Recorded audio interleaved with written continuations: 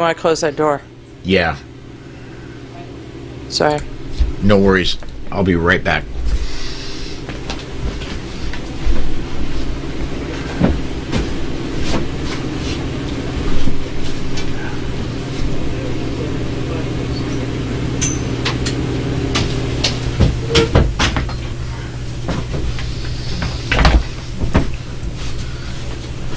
Ten seconds. Here we go. Okay. Marked difference in background noise, too. Yeah. Hey everyone, welcome to another edition of The Bullet. My name is Paul Lathrop. I'm the Deputy Director of New Media for the Second Amendment Foundation. Joining me today, and it's not even a Wednesday, Amanda Suffecool from Eye on the Target Radio. Amanda, thanks for coming on today at fairly short notice. Right. Well, and I have a whole lot more hair than Rob Morris, right? Well, and me, but you know. Anyway, yeah, Rob is apparently in the air somewhere, as opposed to underwater, and so yeah, Rob couldn't make it today. I'm sure he's on his way to underwater. Yeah, knowing Rob, that would not surprise me at all. Antigua, somewhere in the somewhere off in a bizarre location that I would love to explore, but Rob goes there and yeah, let's go underwater. He's the model of let's retire and do what we want to do, and he's living that life. It's amazing. As opposed to Amanda, who retires and gets more busy. So, all right. As we get started here, I want to mention, if you are watching on the live Facebook or YouTube channels, go ahead and comment on the live video there. We'll get those comments, we'll put them on the air, and we'll discuss them. If you're catching us anywhere else in a Facebook group or on OpsLens or anywhere else, go ahead and go to Twitter, tweet with the hashtag #TheBullet, and include your comment. We'll get those comments on the air as well. Amanda, I caught your show on Sunday. I of course do every Sunday, but I want to bring up a topic that was discussed on your show on Sunday, and that's this article from The Well by Northwell. And it's about a now anti-gun activist who was 15 and relates a story of how her mom's boyfriend decided to invade the house and happened to be armed. And it's a very dramatic writing. The girl that wrote this can write. She knows how to elicit an emotional response in her writing. But it's there's a whole lot of things in here that the anti-gun perspective. Let me come in here. Well, let me set the scene, because what she says is that her mom and her mom's boyfriend parted ways, and so he was no longer welcome to the house. And that she was 15, her two siblings who were younger, and her mother were sitting and watching TV when the boyfriend started to knock on the door and then pound on the door and then try to come in the door and then announce that he had a firearm and that he was coming in. So that's kind of the scene. So he's outside, he's banging on the door when she starts setting the scene for us. And he goes around to a window, and let me read from this article. His voice got louder behind the door as my mom refused to let him in. My sisters and I stayed in the living room trying our best to ignore the clatter. Two of them argued through the door. Then he moved around the house and tried to open a window. When he found it was locked, he became even more enraged. Then I heard him say 4 words that would change my life forever. I have a gun. And then it goes into how her and her younger siblings retreated into a bedroom. She shoved them under the bed, basically, told everybody to stay silent, don't move. And a few things came to my mind about this. Would she have been less freaked out if he said, "I have a claymore sword"? I have a knife. I have a. But I want you to hear this piece, because this is. I mean, I see where you picked up that. This is where I picked it up. So I immediately skipped up my sisters and ran to the bedroom and told them to crawl under the bed and lie flat. If gunshots rang through the house, I didn't want them to hit us. I tried to hide my panic from my sisters, but inside I wondered if we were all going to die that day. Now here's where it goes. All I could do was pray we'd survive. I wanted to do something to protect my family in some way, and the thought of calling the police crossed my mind. Here we go. But as a black woman, I wondered if the police would know that we were the ones who needed help as opposed to being the aggressors. And I don't want to end up as a headline in the nightly news. I also did care about my mom's boyfriend, and I didn't want him shot. So I stayed flat under the bed and continued to pray. I can believe she didn't want the boyfriend shot out of a 15-year-old. I'm finding it hard to believe that at 15, and maybe at 18, 19, 20, 23, when she's had time to think it over and look back, but I don't think at the moment she would have had the thought in her head, are the police going to shoot me? I don't think that. I'm going to call Bravo Sierra on that one. Right. I mean, you just look at this. And so the question is, if that thought did cross her mind, then we have a real problem with brainwashing and canting who's the good guys and who are not the good guys. And so it's the whole. So where did she get this view? The whole media thing. The interesting part is as you dig a little deeper, there's a couple other pieces to this. She is now a spokesman for Everytown for Gun Safety and Moms Demand Action. So that's where this comes from. And I found it on an insurance site. Yes. So you start to look at this and you're like, okay, so how did Everytown get embedded on an insurance site? How did this young black woman who legitimately was scared, but she was scared enough that she mentally, according to her, made a decision that said that I would rather take a chance with my sister's lives than call the police and have them come and stop the boyfriend who says he has a gun. Yeah. And I on the Facebook side, I did post a link. The link is, there's a 200 character limit for YouTube, and it's 17 characters too long. Yeah. So if you're watching on YouTube, you want to see the story we're talking about, head over to Facebook. That's where you're going to find it. And if you are extremely talented at typing and reading off a screen, let me hit that button. You actually may just be able to find it under, if they just go to the first part, which is thewell.northwell.edu, and then their / culturally relevant stories. Yes. And you should be able to, because there's a series of them, and then you could find the story. So, yeah. And the other thing I wanted to bring up, and I didn't notice this till today, although you talked about it on Sunday, the other thing I wanted to bring up is the website, thewell.northwell.edu. And it's an insurance site. Yes, it's supposedly a health and hospital and insurance site, and they don't just hand out EDU websites. 21 hospitals, 850 outpatient facilities, 1,800 resident and fellows, and 1.44 billion in community impact. So my only thought could be that it is a teaching hospital. So what are they teaching?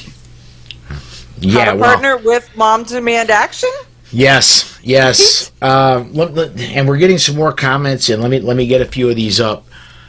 911 works for everyone. Should have called right away. Exactly.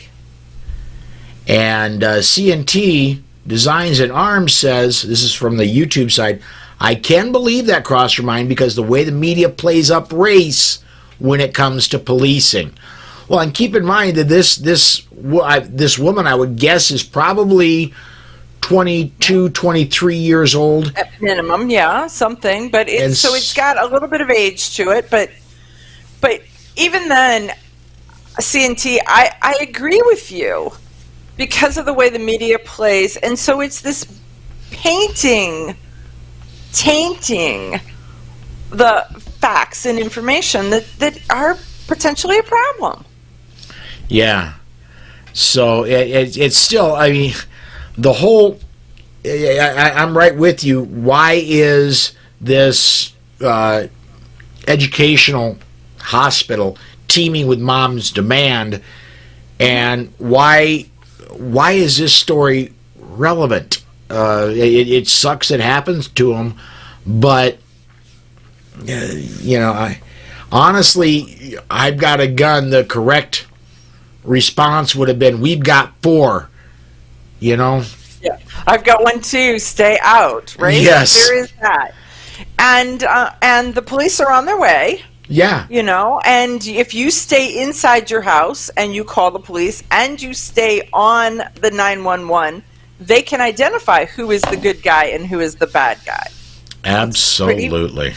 Pretty amazing that way. Yeah. Very, very, very rarely does the bad guy call 911. I'm trying to break into this house with a gun. And they won't let me. Yeah, that just doesn't happen. I do want to get to some other news. This one, I got this one off Bearing Arms, a Tom Knighton story. Looks like Ned Lamont out of Connecticut is trying to. Connecticut has had for several years now registration for AR-type rifles, what they call assault weapons. Now Ned Lamont wants to take that registration and turn it into confiscation. I'm going to read just a little bit from Tom's story here. Following a gubernatorial debate in November, Lamont told reporters, I think those assault-style weapons that are grandfathered should not be grandfathered. He continued, they should not be allowed in the state of Connecticut. I think they're killers. Pressed on specifics for how he would go about enforcing his proposal or recovering the $81,000. Talking about door-to-door confiscation, the police are like, yeah, no, I'm out. Talking about door-to-door confiscation, the police are like, yeah, no, I'm out. Tap me out. I am blessed to live in a free state, in the state of South Dakota. But let me state this. Should registration ever happen, I guarantee you anything in this house in my possession at the time registration is approved by whatever level of government will never get registered. And when they start to do door-to-door, I hope and pray they never come to this house because they ain't taking them. Mm-hmm. Yeah, there's a spot where it's not going to be good. And I don't have they anywhere in the United States gone to where they've made something illegal and then they started confiscation? Not that I can recall. Because I think that the place that they do that is going to be, the first shot on Concord Bridge. I really do. And because at this point they tried sort of to do that with the bump stock things where it was your job to render it inoperable or mail it in, but there was no I'm coming to your house because I know you have it. Yeah, and one thing, and another thing that'll kind of half prove my point on this is when New Jersey said, okay, turn them in. We know there are this many in the state. Guess how many they got? A big fat goose egg. I think that would be very largely any state that goes to register. I would be shocked if they only have what was that number again? 81,000. 849. Yeah, I would be stunned if that's all the assault weapons in Connecticut. I don't know. How many citizens are in Connecticut? Fast Google search could tell me. If I could spell Connecticut. I've only got to do the first several letters and then autocomplete. As of 2022, so earlier this year, 3,612,314 is the population of Connecticut. So figure 40% nationally on the low end own firearms. And I would say probably 30% of those that own firearms, and this is just a number I'm pulling off the top of my head, 30% of those that own firearms, I would say, are likely to own an assault weapon. So 40% of this would be what? 1.6 million people. Let me get my calculator out here. I'm ballparking it. So 1.6 million citizens would be the 40%. And is that 40% of the people or 40% of the households? And if that's the case, then you divide by 2. 2.2 probably. It's 1.444. Okay. Now divide million. that by 2.2. Divide by 2.2 is 656,784. Okay. So that would be kind of your households, because then you sit there looking at it. So somewhere in that ballpark. So okay, so now 600,000 households, and they say that they have how many? 81,000 rifles out of 600,000 households. Yes. Yes. Yeah, so the numbers don't quite... Well, and the other thing that just occurred to me, I did residents, and then somehow I did population, and we just transposed that to households. So... What's the average household size? So I did the household size at 2.2. Okay, all right. That's what the 2.2 was for, is when you look at it, in the United States, it's what, between 2.2 and 2.4 somewhere. So, and we're just doing the back of the envelope sketches. Yeah. But when you're really looking at 12% of what we're saying is the households would have a AR style rifle, 12%. It doesn't seem. Yeah. Yeah. I don't know. Anybody else? What do you guys think? But everybody who's watching is there something wrong with the numbers that we've just jotted on the back of our envelope? That's what I want to know. Yeah, we'll give them a few seconds to get responses in, because it takes a few minutes to type, and then the various places to get it and send it to me. But anyway, next story, and this is a good news story. Newsom loses first round of legal fight over California's sketchy fee-shifting law. This off Bearing Arms is a Cam Edwards story. And this, by the way, is a Second Amendment Foundation case after Texas lawmakers approved an anti-abortion bill allowing private citizens to sue abortion providers in the state. California Governor Gavin Newsom responded by pushing California legislators to approve a similar bill only directed at the firearms industry. SB 1327 not only provides an avenue for California residents to sue gun makers over any assault weapon illegally manufactured or sold in the state, but also imposed a bizarre new standard on any legal challenges to California's gun control laws. And to make a long story short, it was a fee-shifting thing where if you sued the government and the government won the tiniest piece of the lawsuit, if you sued them over 30 things, California won 1 out of 30, you had to pay California's legal bills.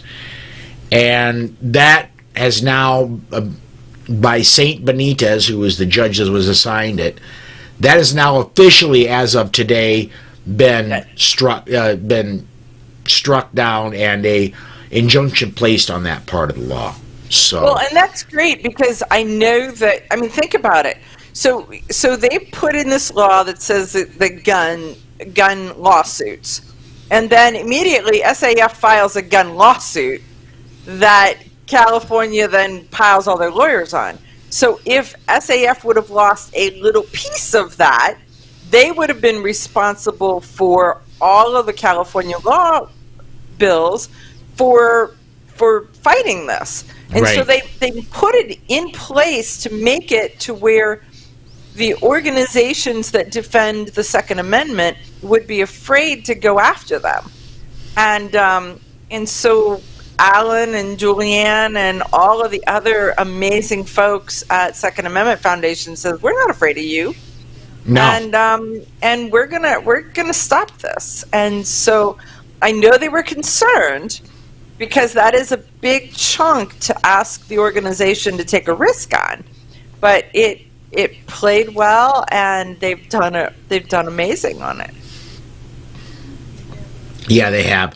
And I think it says something about the Second Amendment Foundation, specifically Alan Gottlieb, that he was able to stand up and say, well, not only is your law unconstitutional, we're going to beat you, and we're so certain we're going to beat you, we're going to go full steam ahead at you. Yeah. So, yeah, and I have no doubt in my mind that this will continue. The state, of course, is going to appeal. It'll go to the full Ninth Circuit, and we'll see what happens there. But should things not turn right further up the ladder, SAF will push it all the way to the Supreme Court. They will. So they will. And we still don't have any people saying you guys are idiots on the math. So yay! Let's see here. A couple more stories. Next one. This one, again, not so great. Washington State's governor and attorney general team up to push a gun ban. Governor Jay Inslee and Attorney General Bob Ferguson have taken another step towards a complete ban on AR-15s and other modern sporting rifles by announcing their plan to push for criminalizing the manufacture and sale of so-called assault weapons when lawmakers return to Olympia for the 2023 session. The proposed legislation prohibits the sale, manufacture, and import of assault weapons in Washington State while allowing reasonable exemptions for manufacture and sale to law enforcement and the military. Legislation does not prohibit possession of assault weapons. And it goes. The story goes on to say 8 states have passed similar legislation banning these weapons. Multiple federal courts have upheld these public safety laws as constitutional. At least on my part here, that was all before Bruin. That's where I was going to say. That was before June of 2022. Yes. So that's where that is. The interesting part is that it doesn't prohibit the possession, just the sale and the manufacturing of. So my senator here in Ohio actually tried to sell me this bill of goods that caveat right there is what makes it constitutional, because it doesn't affect your Second Amendment right if you have one. We're not taking away your gun. We're just stopping you from getting more. It does take away my Second Amendment right, especially if I don't yet have one. If I am just turning 18 and I want a assault weapon to help defend my country, because I see what Russia's doing in Ukraine, I see what China is doing. I'm worried about the sanctity of our borders. I want the best, at this moment, weapon I can get to help defend my country, not in Washington State. Mm-hmm. No, I'm with you. Let me get a comment in. And apparently we're good on the math because we still have gotten no comments about the math. But 500 Magnum about the story we're talking about. I'm in full support with 12-year-olds having belt feds because I believe the day you are born you have rights. If you can't do that, you're not free as far as I'm concerned. Freedom comes with risk. Yep. Yeah. And I think that as they fight this Bruin case, they're going to get to a spot where this nebulous number of 18 for firearms ownership was a number that was just plucked out of somebody's ear. And I don't believe that 1791 is going to support it. Right. Because in 1791, you gave the kid a rifle so that he could go out and get a turkey, so he could go out and get a squirrel, so he could go out and feed the family. How many 15, 16, 17-year-olds fought in the Revolutionary and the Civil War?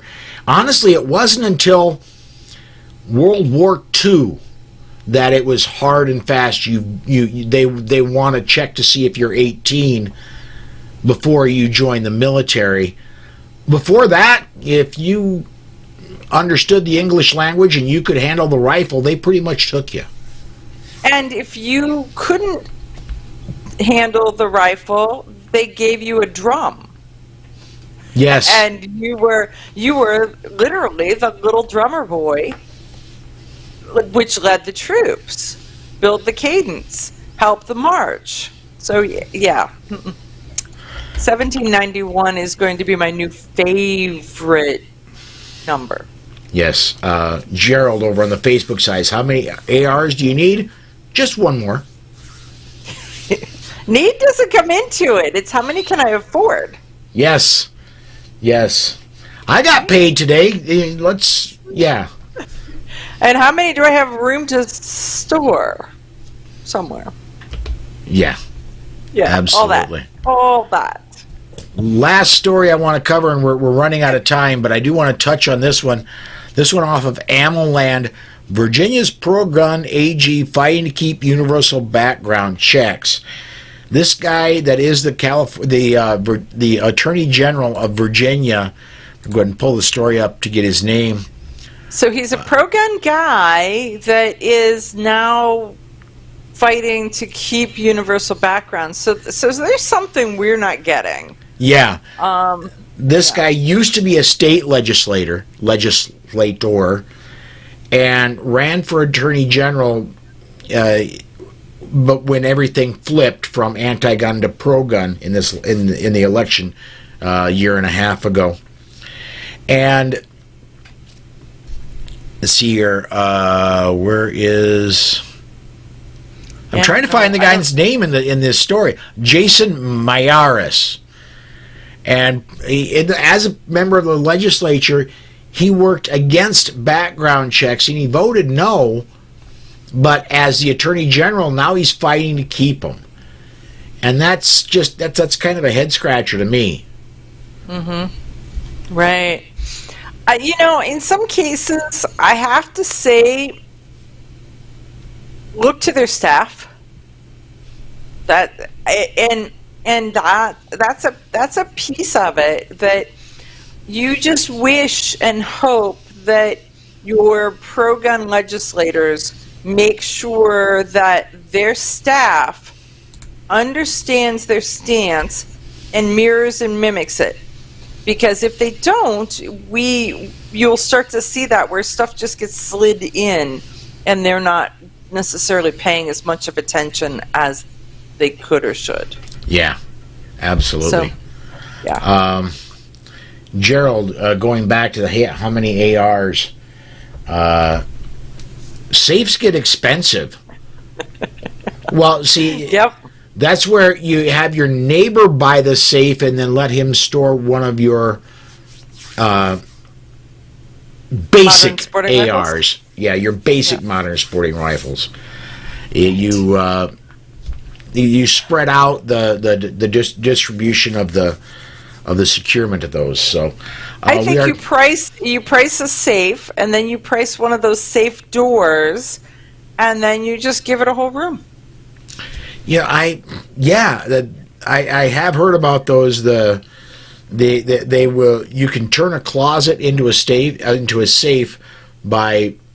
There's this company that makes just doors or just wall sections. What's this closet you speak of?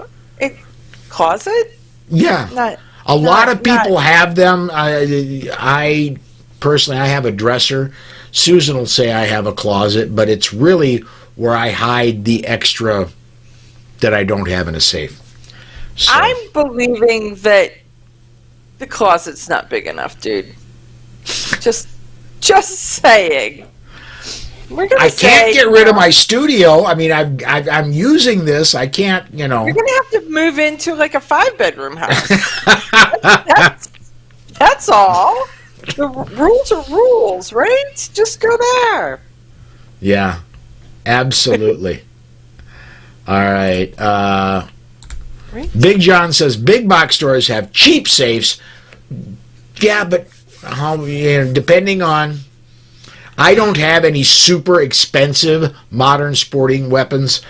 My most expensive one, I would say, if I were to go buy it again right now, would probably be in the $2,000 range.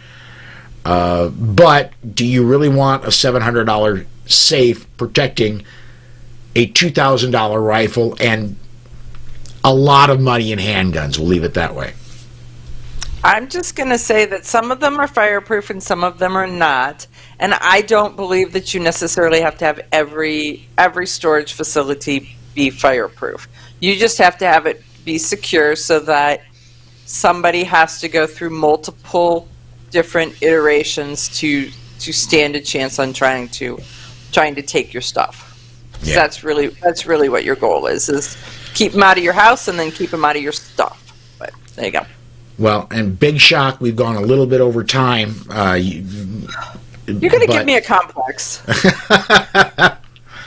Before we get out of here, if you would, please, I always ask you to plug stuff, but I specifically would like you to talk about the NRA Board of Directors because in a couple weeks we're going to have magazines coming out from the NRA.